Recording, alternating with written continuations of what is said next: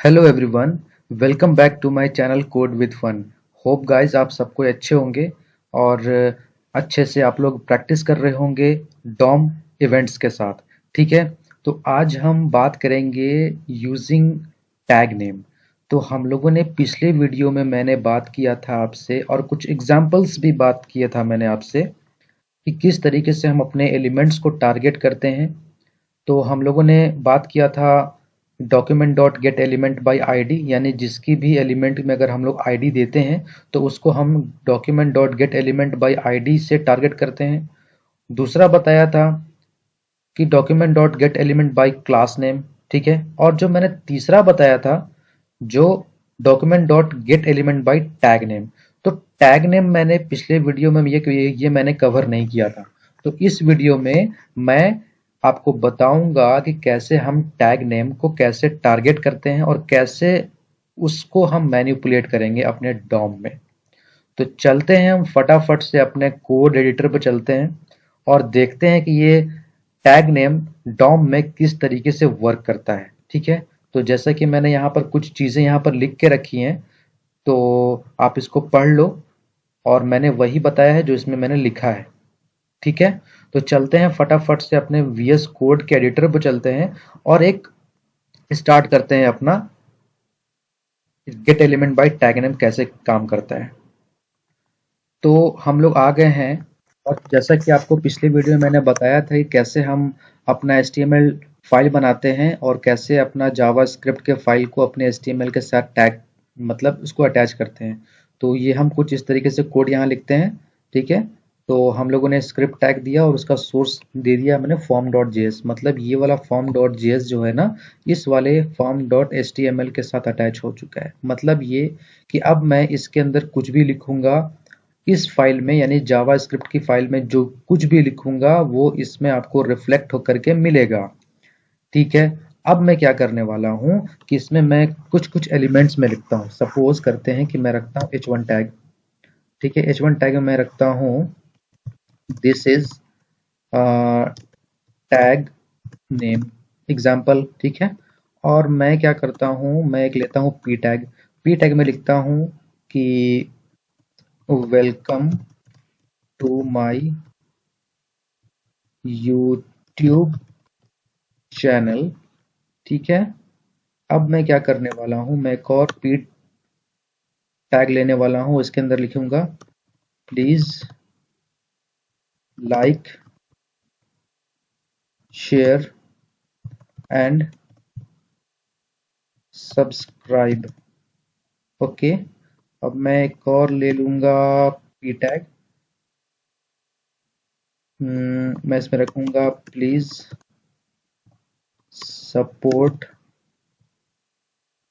Support me. Okay, और एक और ले लेता हूं, एग्जाम्पल के लिए ले रहा हूं, और मैं लिखता हूं थैंक यू। ओके, मैंने इसको सेव किया यहाँ पर। ठीक है, अब क्या है कि हाँ, अगर हम इसमें चलें और चल करके अपने हम VS कोड के एडिटर से चल कर अपने ब्राउजर पर जाएंगे, इसको यहाँ पर मैं करूंगा कॉपी फाइल पाथ। ये मैं कॉपी करता हूँ यहाँ से और चलता हूँ यहाँ पर, और यहाँ मैं इस URL को यहाँ पर मैं पेस्ट कर दूंगा और इंटर दूंगा।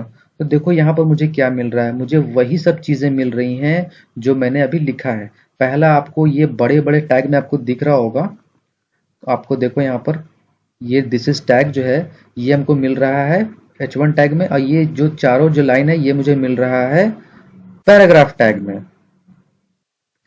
तो यहाँ तक आपको समझ में आ रहा होगा कि कैसे हम लोगों ने यहाँ पर चीजें यहाँ पर मैंने आउटपुट लिखी है। ठीक है, अब जैसे कि अब तक तो मैंने यहाँ पर क्या किया कि अब तक हम लोगों ने HTML के फाइल में हम लोगों ने ये सब छोटे मोटे कोड्स को लिख दिए हैं जो कि बहुत ही आसान है। आप लोग समझ पा रहे होंगे यहाँ पर h1 टैग और p टैग यहाँ पर है मेरा। ठीक है, अब मैं क्या करने वाला हूँ कि आज हम बात कर रहे हैं किसकी, document dot gate element by tag name. तो आज हम टैग नेम से हम अपने एलिमेंट्स को टारगेट करेंगे। ठीक है, जब हम इसका यूज करेंगे ना तो ये हमको एक ऑब्जेक्ट रिटर्न करके देगा और इस ऑब्जेक्ट के अंदर आपको बहुत सारे आपको इंडेक्स पर आपको ये सब सारी चीजें मिल जाएंगी आपको। ठीक है, तो चलते हैं, देखते हैं अपने हम जावास्क्रिप्ट के फाइल में। ये हम आ गए जावास्क्रिप्ट के फाइल में। अब हम क्या करेंगे कि सबसे पहले एक लेंगे वेरिएबल। ठीक है, वेरिएबल लेकर के इसमें मैं रखूंगा ऐसा कोई भी नाम दे दो, जैसे कि मैं पी टैग को मैं टारगेट करने वाला हूं। ठीक है, तो मैं करने वाला हूं ऑल पी एलिमेंट। ठीक है, एलिमेंट। ठीक है, और इक्वल टू मैं देता हूं और यहां लिखता हूं document dot gate element by tag name. Okay, अब जैसे ही आप इसके अंदर आप पास करते हो, यानी कि p को पास करते हो, चलो यहां पर मैंने क्या किया कि p टैग को मैंने यहां पर पास कर दिया। ठीक है, तो अब जैसे क्या है कि p टैग में देखो क्या मिलता है मुझे। अब इसको मैं चेक करता हूं कंसोल पर कि मुझे क्या मिल रहा है। तो मैं ये आ गया, मैंने इस वाले वेरिएबल नेम को मैंने इसमें असाइन कर दिया। अब मैं सेव करता हूँ, चलता हूँ अपने ब्राउजर पर और देखता हूँ कि मुझे क्या मिलता है कंसोल पे। ठीक है, तो जैसे ही मैं चलता हूँ कंसोल पर, तो मैं इसको रिफ्रेश करता हूँ, तो देखो आपको यहाँ पर मिल रहा है एक HTML का कलेक्शन। ठीक है, ये आपको क्या मिल रहा है, कलेक्शन एरे के फॉर्म में मिल रहा है। देखो ये है ना, ये एरे का नोटेशन है ना ये, तो ये एरे के फॉर्म में आपको मिल रहा है। ठीक है, मतलब ये कि यहाँ पर देखो मैंने कितने सारे लिए हैं पी टैग, 0 1 2 3, यानी कि 4 पी टैग लिया है हम लोगों ने यहाँ पर। ठीक है, देखो चेक कर लेते हैं यहाँ पर हम लोग, यहाँ पर क्या किया, 1 2 3 और 4।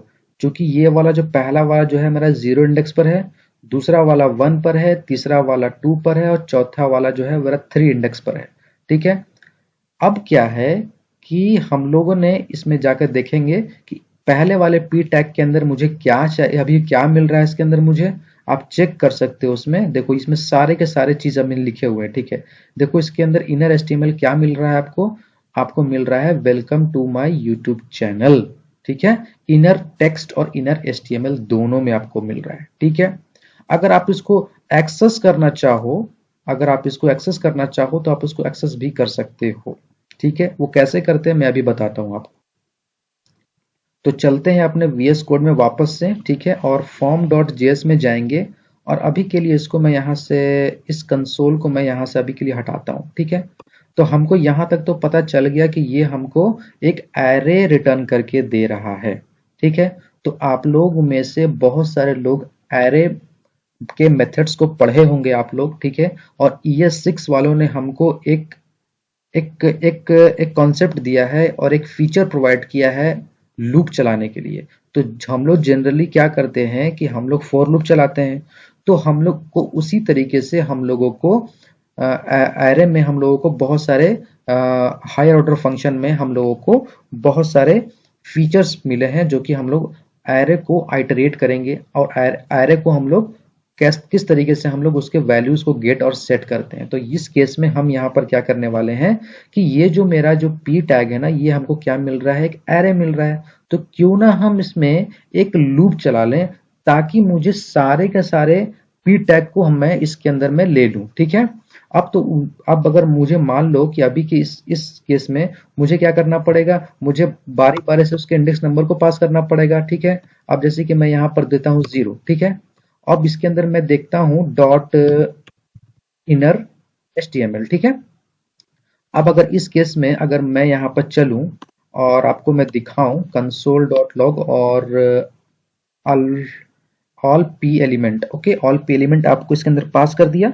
ठीक है, अब मैं इसको सेव करता हूं और वापस से मैं ब्राउजर पर चलूंगा और मैं देखो यहां पर मैं करूंगा, तो देखो यहां पर क्या मिल रहा है, रीडिंग HTML, यानी कि ये वाला आपको यहां पर काम नहीं करेगा। मैंने कुछ गलत कर दिया शायद, नहीं मैंने गलत नहीं किया है। अभी क्या है कि सबसे पहले मुझे इसको तो लूप चलाना होगा ना, मुझे मुझे पहले लूप चलाना होगा। तो सबसे पहले मैं क्या करता हूँ, इसको मैं यहाँ से हटाता हूँ फिलहाल के लिए। ठीक है, और मैं क्या करने वाला हूँ कि मुझे ES6 में मुझे एक नया फीचर मिला है जिसको बोलते हैं फॉर ऑफ।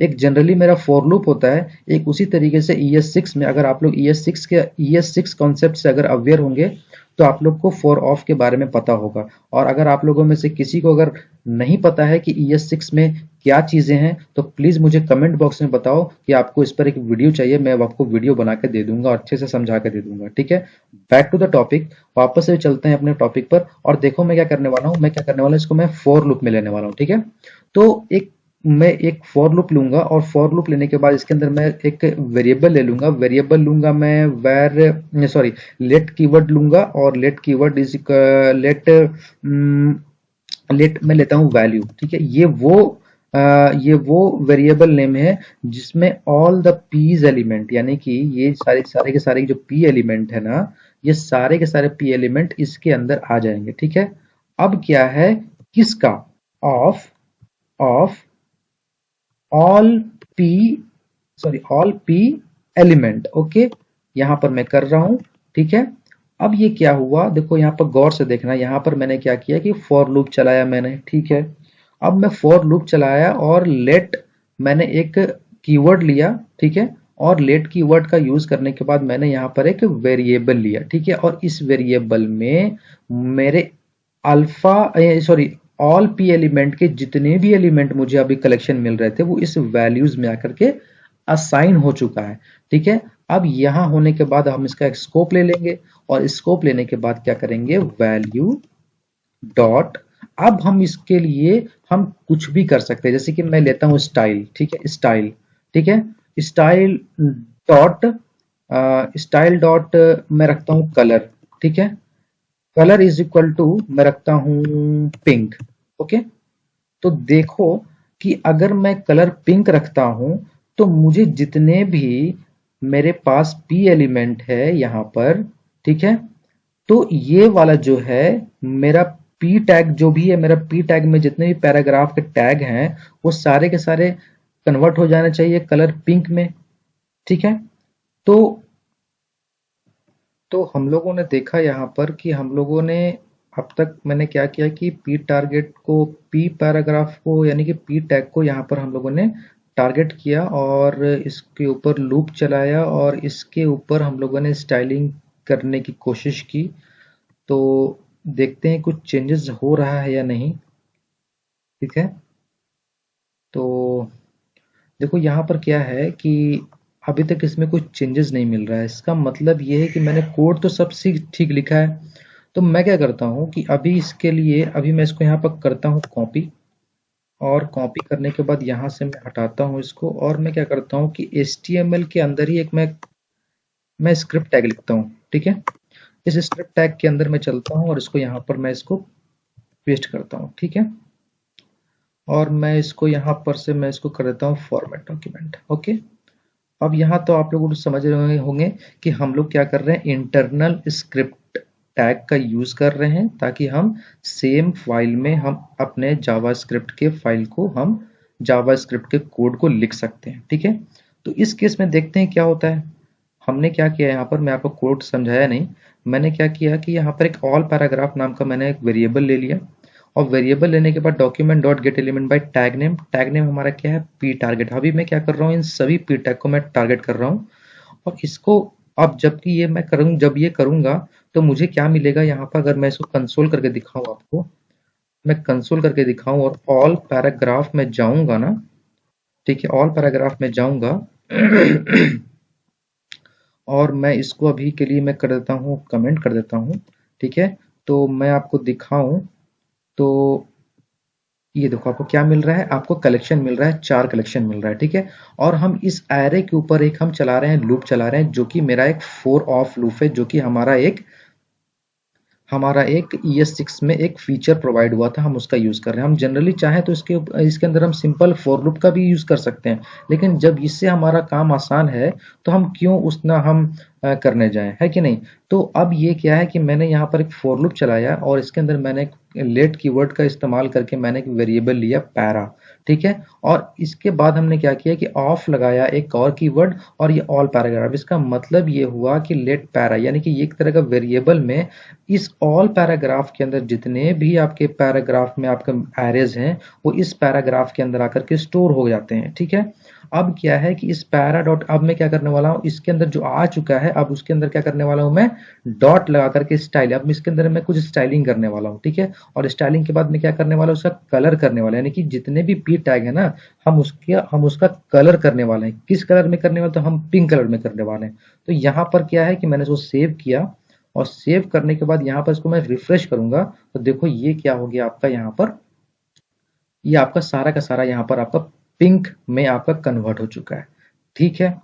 तो अगर मैं चाहूं तो इसको मैं यहाँ से अगर मैं रेड कर दूं, रेड, अगर इसमें सेव करूं और वापस से चलता हूं ब्राउजर पर और इसको मैं रिफ्रेश करूं, तो देखो ये अब हो गया आपका रेड, ठीक है। उसी तरीके से अगर मैं चाहूं तो इसमें सिर्फ मैं कलर चेंज नहीं कर सकता हूं, ठीक है। अगर इसके मैं चाहूं तो मैं अलग अलग तरीके से मैं काम कर सकता हूं। देखो यहाँ पर क्या है कि मैं करता हूं फॉन्ट साइज, ठीक है। मैं फॉन्ट साइज करता हूं, इसका फॉन्ट साइज इक्वल टू मैं करता हूं 50 पिक्सल, ओके।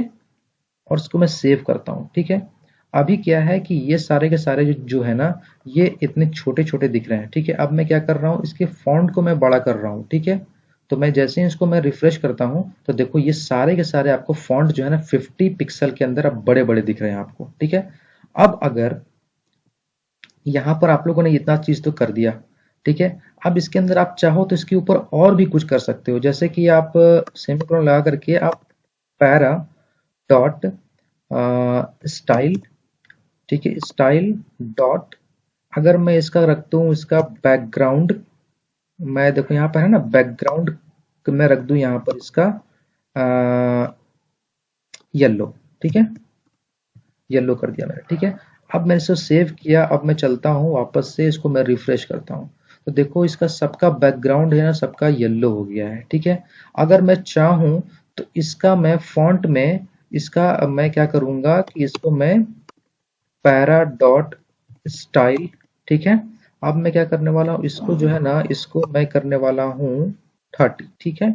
और स्टाइल डॉट कलर मैं देने वाला हूँ, इसका कलर देने वाला हूँ इसका मैं